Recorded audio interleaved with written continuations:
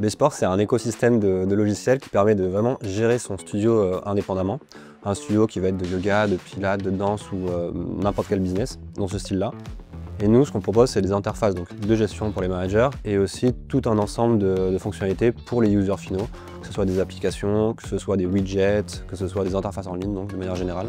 Bsport, aujourd'hui, c'est à peu près 200 personnes. On est en train de grossir les équipes. La grosse force de proposition de Bsport qu'on a toujours eu, c'est de pouvoir avoir tout dans un seul système. Maintenant, ce qu'on essaye de faire aujourd'hui, c'est d'aller plus loin que ça, d'être aussi un partenaire pour nos clients. On a une équipe data qui est basée d'ailleurs à Paris.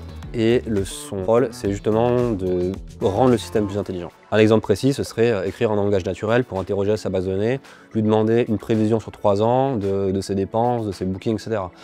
C'est un exemple de fonctionnalité. Nous, on veut aller quand même beaucoup plus loin et conseiller par exemple à un manager de modifier son calendrier, quel prof va faire quel cours, modifier aussi peut-être la taille de ses séances pour optimiser un petit peu tout ça et de le faire de façon naturelle, une interface un peu plus réactive qui va le conseiller, le guider dans la bonne direction. Sur la GenAI, ce qu'il faut faire déjà, c'est être bien accompagné. C'est pour ça que des plateformes comme AWS, mais il y en a aussi d'autres, qui ont une assise stable, qui ont des personnes qui sont talentueuses aussi. C'est pour moi le pari à prendre. En tout cas, on travaille sur des sujets un peu aussi edge et aussi dynamiques, on va dire, que de la GenAI. Aujourd'hui, il y a quelque chose qu'on fait avec AWS qu'on pourrait difficilement faire ailleurs.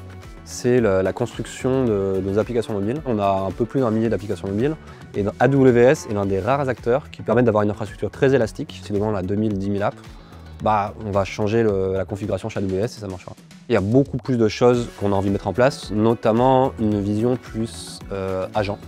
Donc pas avoir uniquement une extraction d'informations et des petites modifications, mais pouvoir interagir avec le système de façon plus naturelle et que le système, ce ne soit pas uniquement des formulaires qui créent des objets, mais quelque chose de plus profond qui, on lui demande quelque chose via un formulaire ou autre, et là ça va commencer à créer des campagnes, ça va commencer à créer une offre promotionnelle, des gift cards, etc.